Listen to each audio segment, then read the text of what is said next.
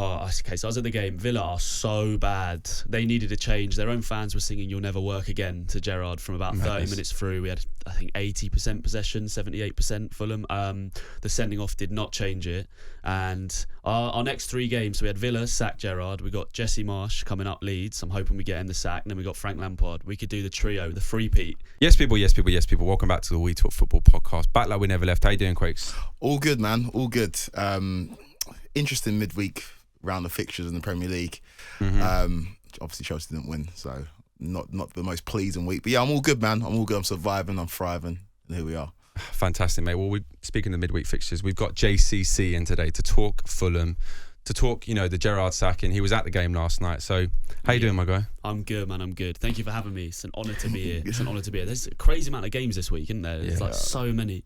Yeah, there was a lot of games, almost like a bit overwhelming in terms of just like there's a lot of football now, up until the World Cup, and it's just like a race to make sure that you don't get players injured, and the race to make sure that you're in a decent position for post World Cup.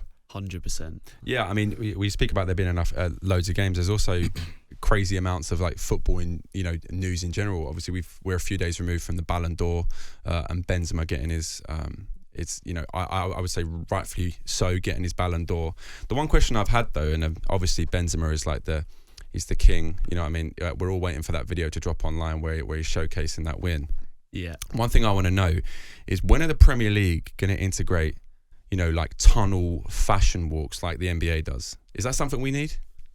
The thing is with the Premier League, like a lot of the players, because of like the nature of British media, a lot of players are like a bit muted, and they're not really as expressive as like American players. So like it would be lit. I don't care about the muted players, bro. I'm thinking like I want to see ASM rock up in like a Russell Westbrook style. But then outfit. for every ASM, you've got like Dan Burn. What's he going to be rocking up in? Do you know what I mean? Bro, don't hate on Dan Burn. He might come up in all Balenciaga or something. You never know. He might be dripping. Maybe drippy Dan. And I don't know. Obviously, it would be a sick idea, but you heard like with the reaction to when Todd Bowley talked about the All-Star game, how resistant we are in this country to change. So I don't know how a tunnel come and go down. Although, do you know what I did like? I liked the the post-match or pre-match, interview with Thomas Frank and Graham Potter. Yeah. Where they were asking each other questions. I thought that was quite cool. Obviously getting insight from different managers. I thought that was cool. But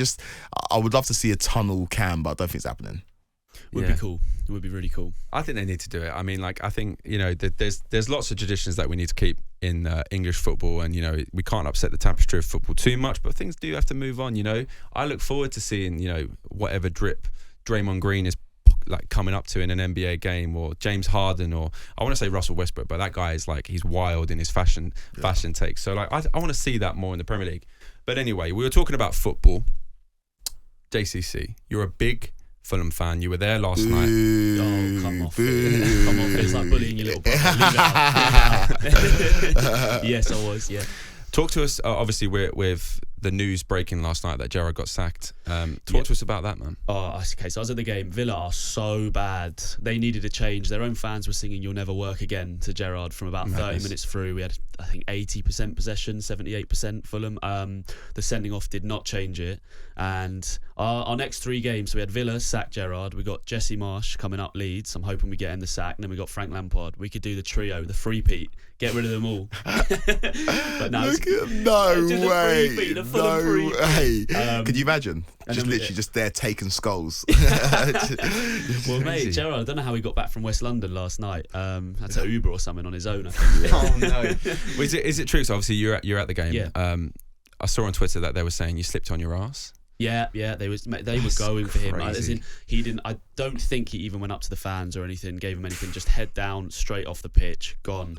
I think he knew. Before the game. Obviously, if they win, it's hard to sack him. But I think he knew if they lost, no matter what the loss was, but he lost 3-0. Yeah.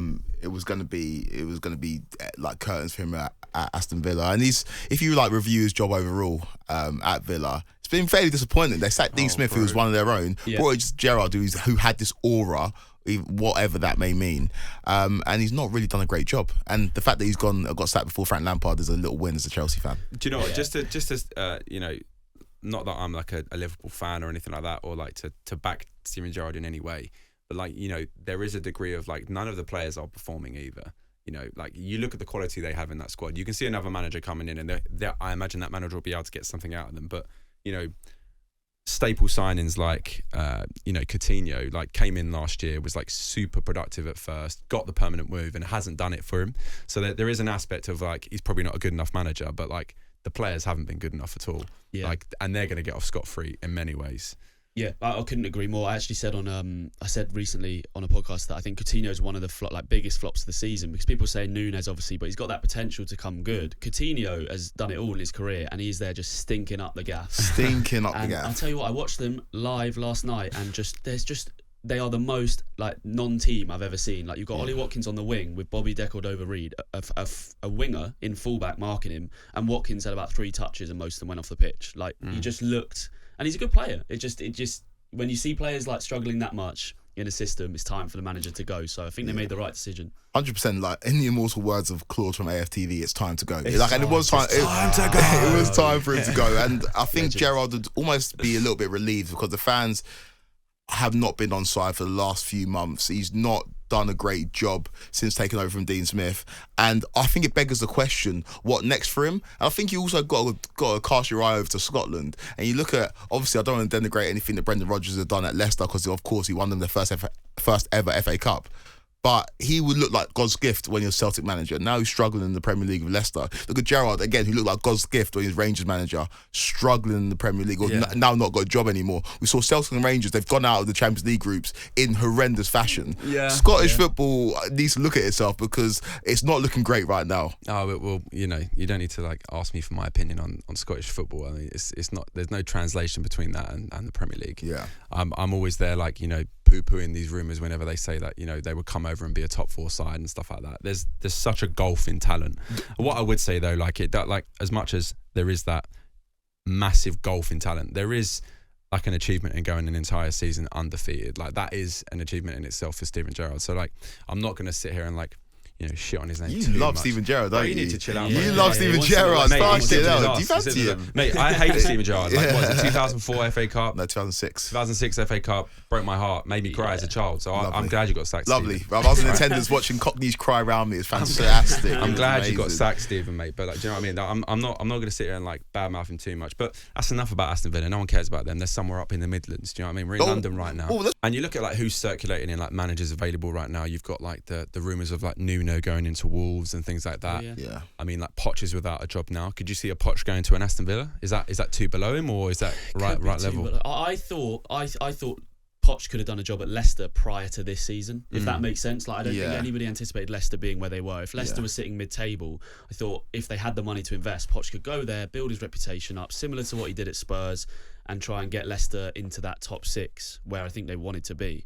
But now I don't see Poch taking a Leicester job. It just seems like a disaster. It's a difficult one with Poch as well, because I feel like he like overachieved at Southampton, turned them into like a force. Then did well at Tottenham, and it's kind of like, some people would say he didn't because he never won a trophy with the team that he had. Obviously got to the Champions League final, which is a huge achievement for Spurs, but then went to PSG, and you know, he struggled like in many ways. So like, I would be intrigued to see that if Poch does come back to the Premier League, what type of manager would he be? Would he have the same desire that he had at, you know, a Southampton or a Tottenham, where he's trying to prove himself?